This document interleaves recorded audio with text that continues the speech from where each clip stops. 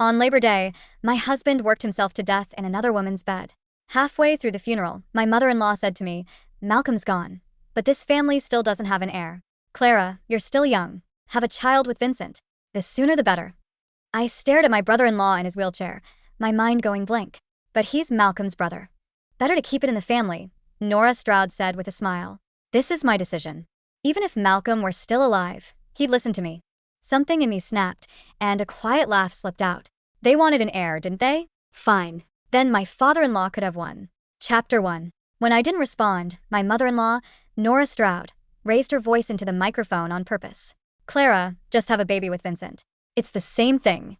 Once there's a child in this family, everything settles." My gaze shifted to my brother-in-law, Vincent Stroud, sitting beside me in his wheelchair. He had been paralyzed since birth. He couldn't move from the waist down. He even required help going to the bathroom. I thought back to when I first married into the Strouds. Nora would always ask him what he thought of me, whether I looked good. So this had been her plan from the beginning. She never saw me as a daughter-in-law. To her, I was just a body meant to carry children. I looked up at the relatives gathered in the funeral hall, hoping someone might speak up for me. Instead, they all sided with Nora. "Clara, Nora has a point. A wife's job is to carry on the family line. This kind of thing is normal where we're from. If the older brother's gone, the younger one steps in." "Exactly. They paid for you to marry in. You can't just take the money and back out now." A cold laugh settled in my chest. The Strouds paid $20,000 for the marriage, and I brought every cent back with me. Less than 6 months into the marriage, my father-in-law, Quentin Stroud, had gambled it all away. I never saw a dime, but somehow I was the one blamed for taking it. There were too many of them, and I had no interest in arguing with a room full of people like this. I forced a smile. "Fine, Nora. Whatever you say." Only then did Nora lower the microphone, satisfied. The relatives immediately started smiling and offering congratulations. "Clara, congratulations. You get to be a bride again."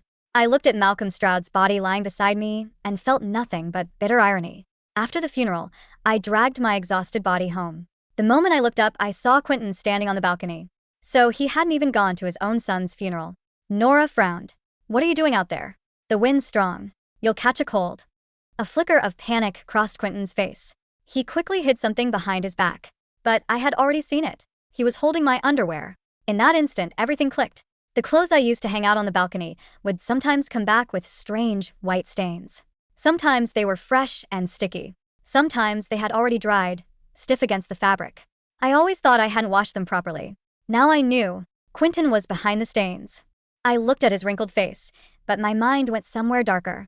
Every day, he would grab my underwear, press it against his filthy body, and only stop when he had satisfied himself. My stomach churned, and I nearly threw up.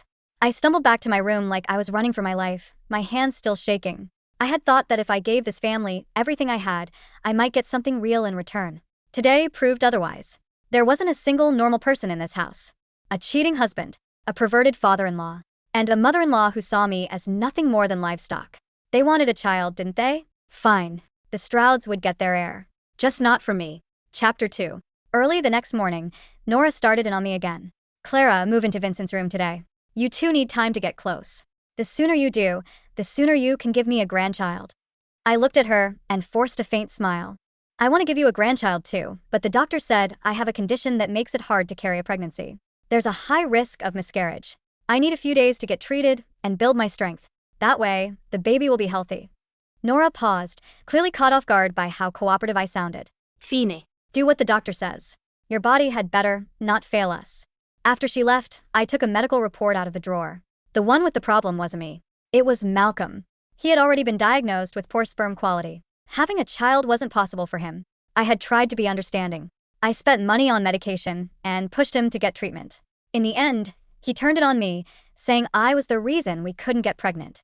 Now, that lie worked in my favor. It bought me time. I was still thinking about it when my phone rang. "You're Malcolm's wife, right?" I was the one with him the day he died.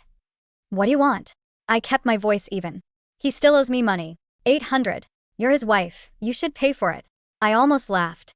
My husband died in another woman's bed. Not only did I have to handle his funeral, but now I had to settle his bill. "Fine," I said quietly. "Meet me at a coffee shop this afternoon. I'll bring the money."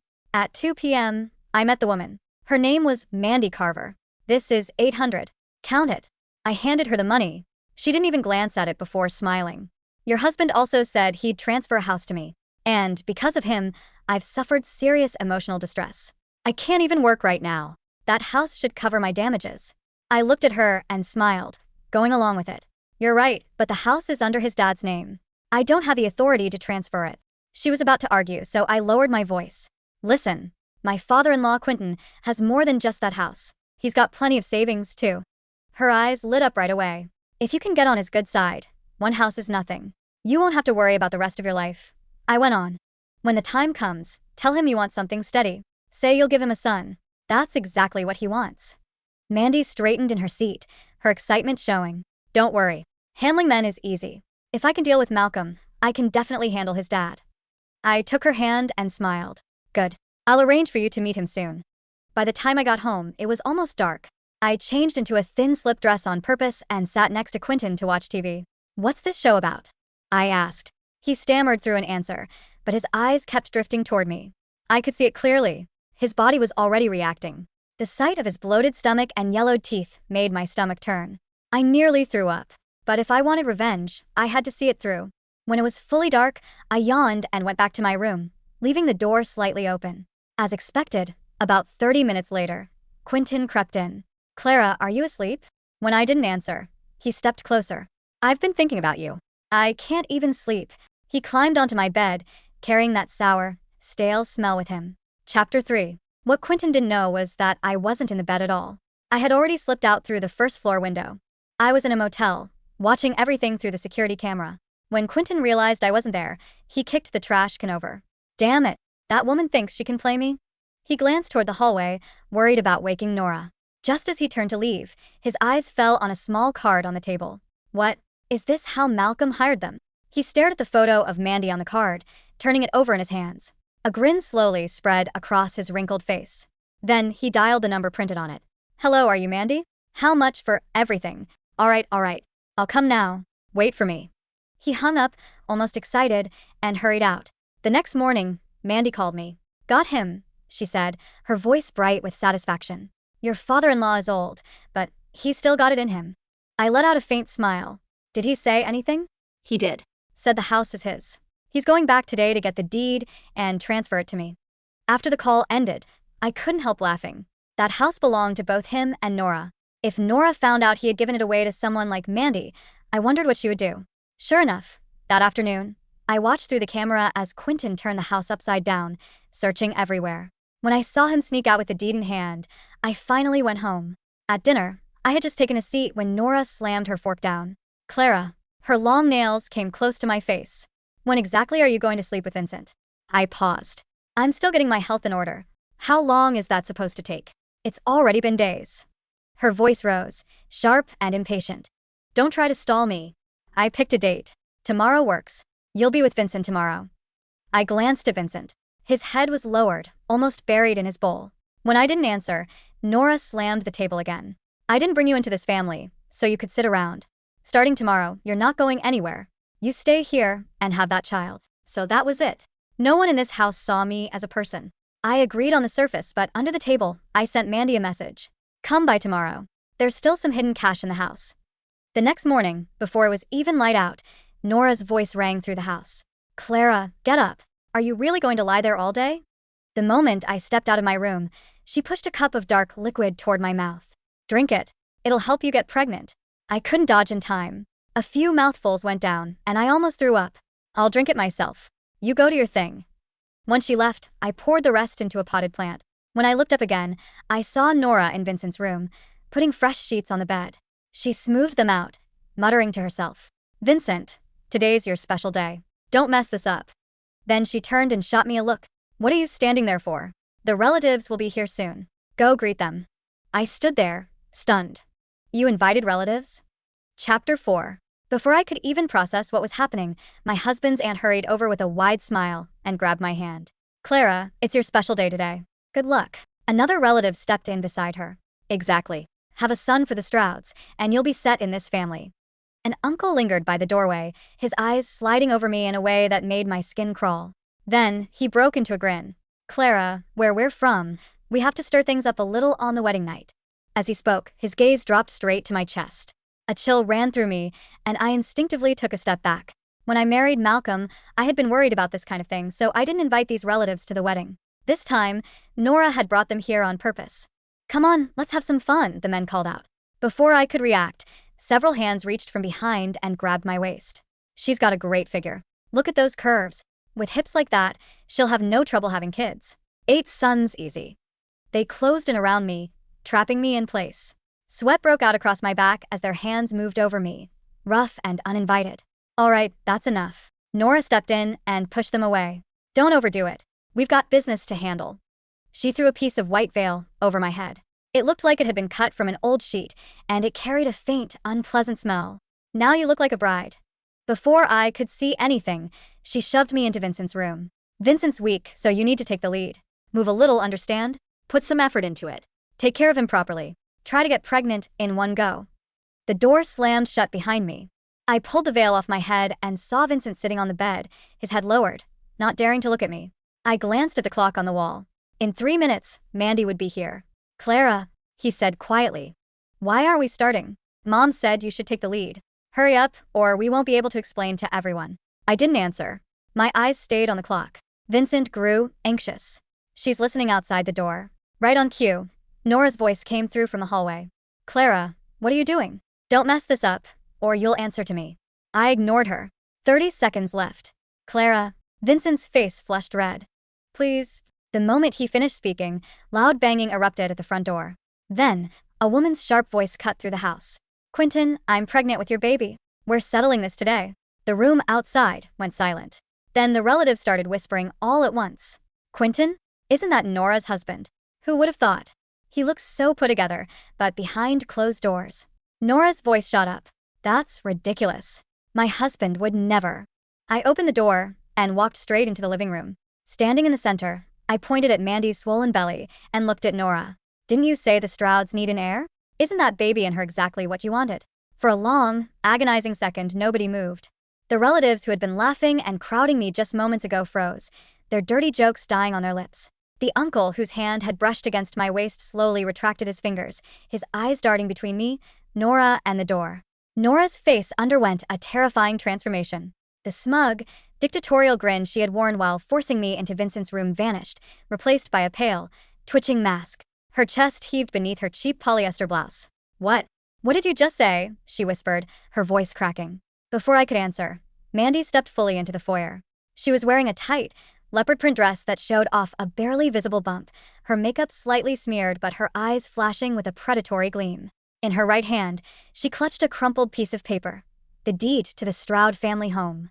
You heard her, old lady, Mandy sneered, tossing her bleached blonde hair. I'm pregnant. And unlike your dead son, your husband actually knows how to get the job done. Quentin, get out here and tell your wife what you promised me. The relatives erupted into a low, frantic hum of whispers. Is that Quentin's mistress? She looks younger than Malcolm was. Look at her hand.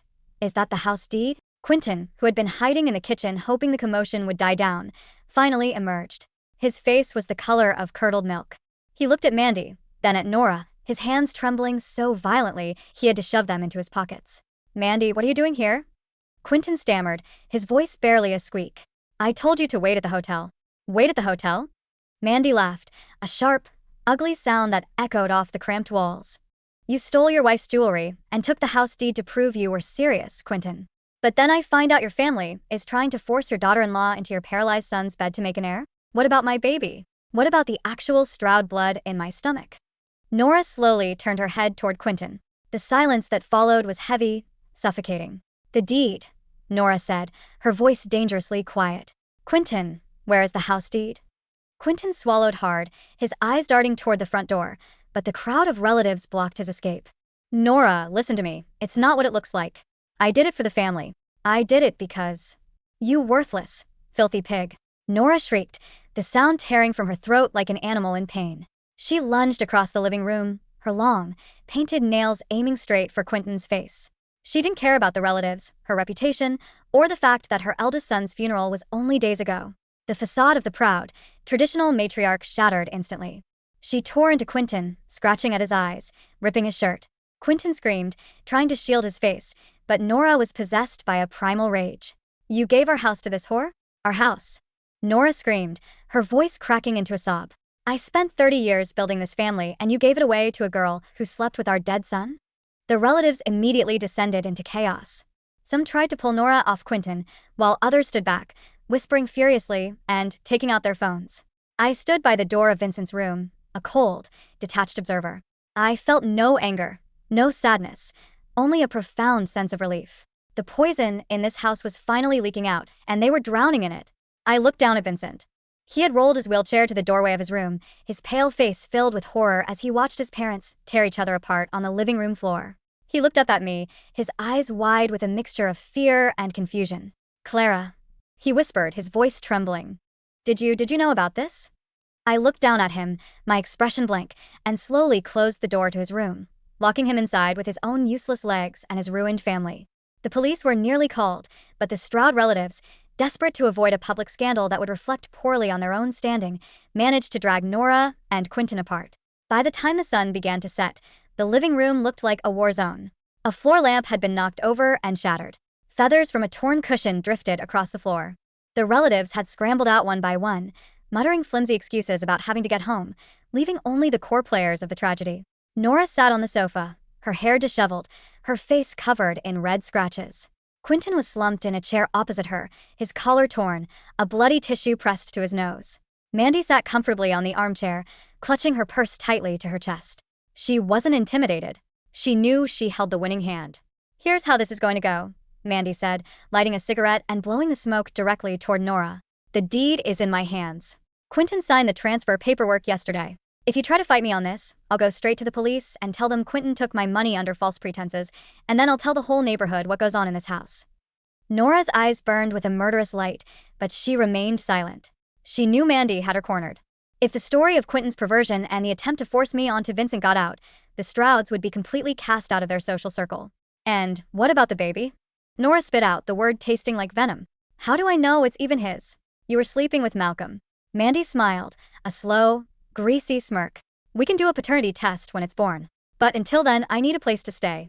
The motel is drafty, and since this house is technically going to be mine anyway, I'm moving in." "No," Nora roared, half rising from the couch. "Never." I stepped forward from the shadows of the hallway, my voice calm, dripping with artificial concern. "Nora, maybe we should listen to her," I said softly. Nora whipped her head toward me, her eyes wild. You shut your mouth. This is all your fault." "How is it my fault?" I asked, my voice trembling with a well-rehearsed vulnerability. "I only wanted to help. You said it yourself. The Strouds need an heir. If I can't carry a child right now because of my health and Vincent, well, Vincent has his limitations. Isn't Mandy's baby the only choice? If she leaves and has the baby somewhere else, you'll lose the child, and you'll lose the house." Nora froze. The logic of her own toxic, baby-obsessed ideology was being turned against her, and she had no defense. She looked at Quentin, who was staring helplessly at the floor, then at Mandy's stomach. I could see the gears turning in Nora's twisted mind. She hated Mandy, but she hated the idea of losing her status and her home even more. To Nora, a grandchild was a commodity, a shield against the shame of her son's death and her husband's betrayal. "Fine," Nora whispered, her voice hollow. "She stays in Malcolm's old room. But if that test comes back and the baby isn't a Stroud, I'll personally throw you both into the street." Mandy smiled, extinguishing her cigarette on Nora's favorite porcelain coaster. "Deal." As Mandy walked down the hall to claim her new bedroom, she caught my eye. She gave me a subtle, victorious nod. She thought I was her ally, a meek, submissive daughter-in-law who was just trying to survive. She didn't realize that I was the one who had opened the cage door, and she was the predator I had let inside to eat them alive. The dynamic in the Stroud household changed overnight. Mandy was not a quiet guest. She treated the house like her personal hotel, demanding that Nora cook for her and clean up after her. Nora, who had spent her entire life dominating everyone around her, was forced to swallow her pride and serve the woman who had slept with both her husband and her dead son. Quentin became a shadow. He rarely left his room, terrified of both Nora's wrath and Mandy's demands. I, meanwhile, played the role of the quiet, dutiful daughter-in-law. I spent my days cleaning, running errands, and occasionally checking in on Vincent. One afternoon, while Nora was out buying groceries for Mandy's specific cravings, I entered Vincent's room with a tray of food. He was sitting by the window, staring out at the small garden. The room smelled of dust and unwashed linen. He hadn't bathed in days, and Nora had been too busy dealing with Mandy to help him. "Here's some lunch, Vincent," I said, setting the tray on his bedside table. He didn't look at me. "Why are you doing this, Clara?" Doing what? Bringing you food. Don't play dumb, he said, his voice quiet but sharp. You brought that woman here. You knew about my father. You planned all of this. I paused, looking at his pale, sunken face. I had always pitied Vincent. He had been dealt a bad hand in life, born into a family that viewed him as a broken tool rather than a human being. But pity is a luxury I could no longer afford. I didn't make your father a pervert, Vincent, I said coldly. I didn't make your brother a cheater. And I didn't make your mother a monster who wanted to force me into your bed like an animal. They built this trap themselves. I just pulled the lever. Vincent finally turned to look at me, his eyes dark with resentment. Do you think you're going to get away with this? When the baby is born, if it's not my father's, my mother will kill her. And if it is, they'll have their heir, and they'll throw you out with nothing. I leaned down, getting close to his ear. Let me tell you a secret, Vincent. There is no baby. Vincent gasped, his breath hitching. What? Mandy isn't pregnant, I whispered, a slow smile spreading across my face. She was diagnosed with severe ovarian cysts years ago. She can't have children. The positive test she showed your mother? That was a fake I bought online for $50. The medical documents? Forged. Vincent stared at me, his chest rising and falling rapidly. She knows? Mandy knows she's lying. Of course she does. She wants the house. She wants the money. She's using your father's guilt and your mother's desperation to bleed them dry. And by the time they realize the truth, it'll be too late. I'll tell them, Vincent hissed, reaching for his phone on the nightstand. I'll tell my mother right now. I didn't try to stop him. I simply stood there, watching him with an amused expression. Go ahead, I said. Tell her. But ask yourself this, Vincent. Who is she going to believe? Her paralyzed, useless son who has never contributed a dime to this family, or the woman who currently holds the deed to her house and claims to be carrying the Stroud bloodline? Vincent's hand hovered over the phone, his fingers trembling. He knew I was right. Nora's desperation had made her blind. If Vincent tried to expose the lie without proof, Mandy would simply threaten to leave and take the house with her, and Nora would blame Vincent for ruining their last chance. Besides, I added, stepping back toward the door, if you tell them, I'll make sure the police get a copy of the browser history on your computer. You know, the one where you've been looking up how to access my bank accounts? And the hidden camera you set up in my bathroom? Vincent's face drained of what little color it had left. You're a monster, he whispered. I learned from the best, I replied, and shut the door. As the weeks went by, Mandy's demands grew more extravagant. She wanted expensive clothes, jewelry, and imported foods, claiming they were necessary for the baby's development. Quentin, desperate to keep her quiet and protect what little dignity he had left, began dipping into his hidden gambling funds. But it wasn't enough. One evening, I walked into the kitchen to find Quentin and Mandy whispering heatedly. I don't have any more cash, Mandy. Quentin hissed, his face red. I've given you everything. The savings account is empty. Then find some, Mandy replied, her voice cold. What about the life insurance? Malcolm had a policy, didn't he? Nora told me about it. It's worth $50,000. Quentin froze. That's Nora's money. She's the beneficiary. Then make her sign it over to me, Mandy said, leaning in close, her eyes glittering with greed. Tell her it's for the baby's future trust fund. If she doesn't, I'm taking the house deed to a real estate agent tomorrow and putting this place on the market. You'll all be living in the street by next month. I stood in the doorway, a tray of clean glasses in my hands. Actually, Quentin, Mandy has a point. They both jumped, looking at me in surprise. Clara, Quentin stammered. How long have you been standing there? Just a moment, I said, putting the glasses down. I couldn't help it here. Nora is incredibly stubborn, but she cares about the family line more than anything. If you tell her the money is for a trust fund for the baby, she might actually agree. But you have to do it right. You have to make her feel like it was her idea. Mandy smiled, clearly pleased with my cooperation. See? Even your daughter-in-law has more sense than you. Get it done, Quentin. That night, the screaming matches in the master bedroom reached a fever pitch. Nora refused to give up the insurance money, calling Mandy a parasite. But Quentin, pushed to the brink of panic by Mandy's threats, began to use physical force. Through the thin walls, I heard the sound of glass breaking, followed by Nora's sharp cry of pain. I sat in my room, staring at the ceiling, listening to the destruction of the family that had tried to destroy me. The next morning, Nora emerged from her room with a bruised cheek and a swollen eye. She didn't look at anyone. She sat at the dining table, her hands shaking as she signed the insurance transfer documents that Quentin had prepared. Mandy snatched the paper from the table the moment the ink was dry, her face lit up with a triumphant, ugly grin. Perfect, Mandy said, tucking the document into her designer purse. I'm going to the bank to cash this out and set up the trust. I'll be back later. As soon as Mandy left the house, Nora turned her hollow, hateful gaze toward me. "Are you happy now?" she whispered, her voice cracked and lifeless. "The house is gone. The money is gone. Everything Malcolm worked for, everything we built, gone." "I'm just doing what you wanted, Nora," I said, my voice sweet and gentle. "We're keeping it in the family." "Isn't that what you said? Better to keep it in the family." Nora stared at me, and for the first time, a flicker of genuine terror appeared in her eyes. She was finally beginning to realize that the meek, quiet girl she had bought for $20,000 was the architect of her ruin. 3 months had passed since Malcolm's death. Mandy's pregnancy was supposedly in its second trimester, but she had been careful to wear baggy clothes and avoid any close contact with Nora. However, greed has a way of making people sloppy. Mandy had grown comfortable. She believed she had completely conquered the Stroud family.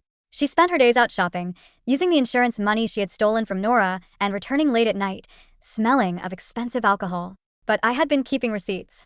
Every transfer, every forged document, every transaction Mandy had made with Quentin's stolen funds, I had documented it all. I had also kept the security footage from the motel room where Quentin had met Mandy, as well as the audio recordings of Vincent admitting to his own attempted frauds. The trap was fully set. It was time to spring it.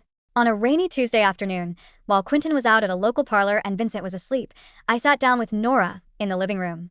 Nora looked like a ghost of her former self. Her hair was graying, her skin sallow, and the proud posture she once held was completely gone. She looked like a broken old woman. "Nora," I said, placing a thick manila envelope on the table between us. She didn't look up. "What is that? More demands from your friend?"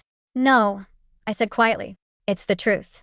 Nora slowly raised her head, her eyes dull. I opened the envelope and slid the contents toward her. There were medical reports from 3 different clinics, all under Mandy's real name, dating back 5 years.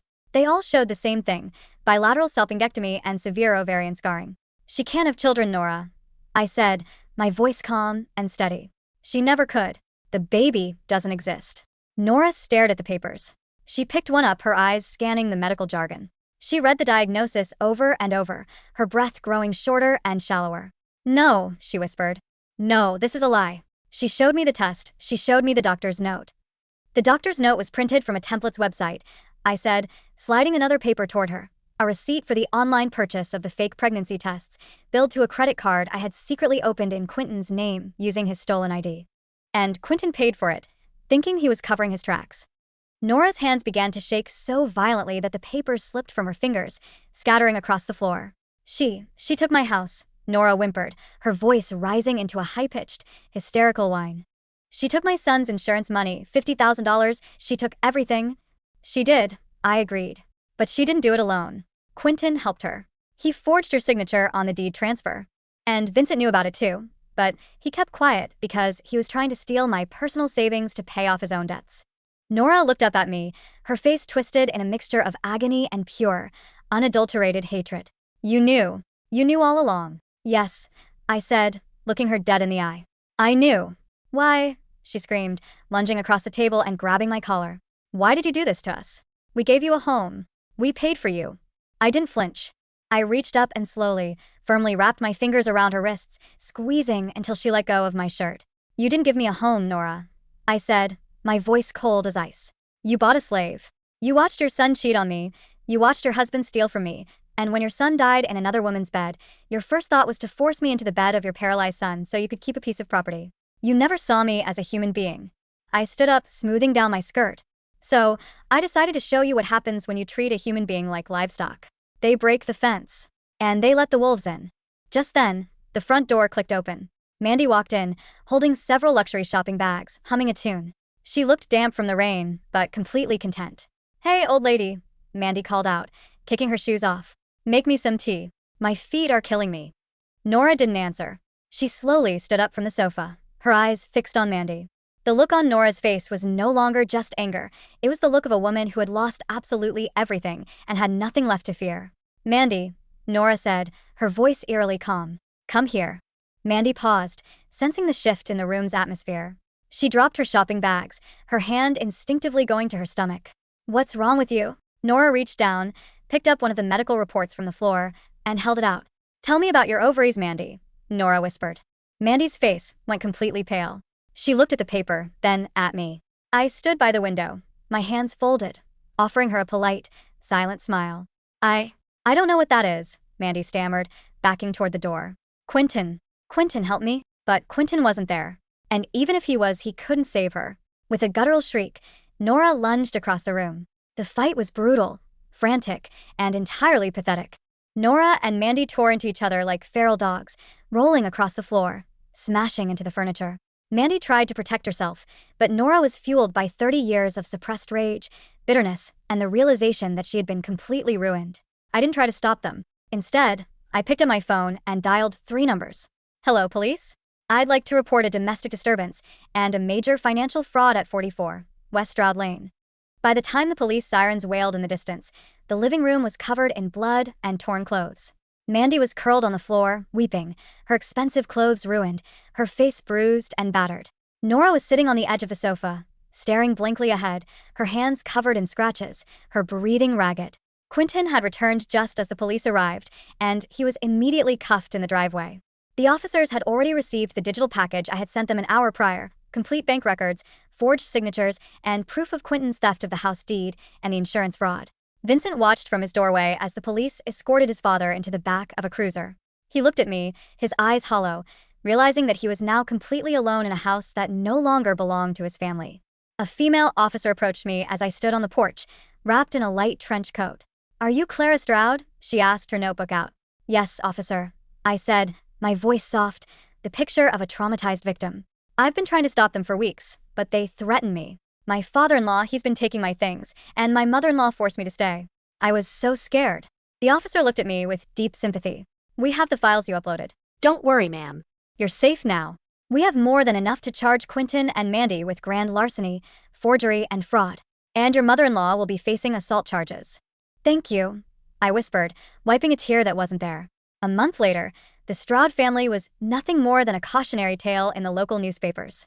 Quentin was sentenced to 5 years for fraud, theft, and forgery. His gambling debts were exposed, and the bank quickly foreclosed on the Stroud family home to pay off his creditors.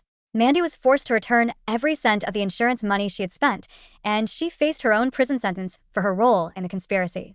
Nora, unable to afford legal representation after losing the house and the insurance, accepted a plea deal for domestic assault.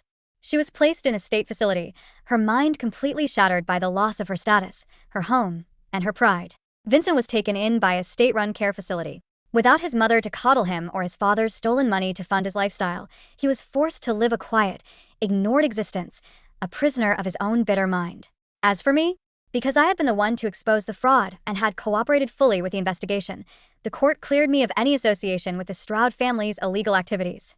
Furthermore, because Malcolm's original life insurance policy had been fraudulently transferred, the insurance company voided the transfer to Mandy and paid the remaining balance of the policy directly to me as his legal widow. $52,000. Plus the $20,000 of my original dowry, which I had quietly transferred back into my private account weeks ago. I stood on the platform of the train station, a single suitcase by my side. The autumn wind was cool, carrying the scent of dry leaves and rain. I looked back at the small town one last time. I had thought that marrying into the Strouds would give me a family. I had been willing to give them everything. But they had wanted to consume me, to turn me into a tool for their own selfish desires. They wanted an heir to carry on their legacy. In the end, they got exactly what they deserved. A legacy of ruin, written in their own greed and signed with their own blood. The train hissed to a stop in front of me. I picked up my suitcase, stepped onto the carriage, and didn't look back.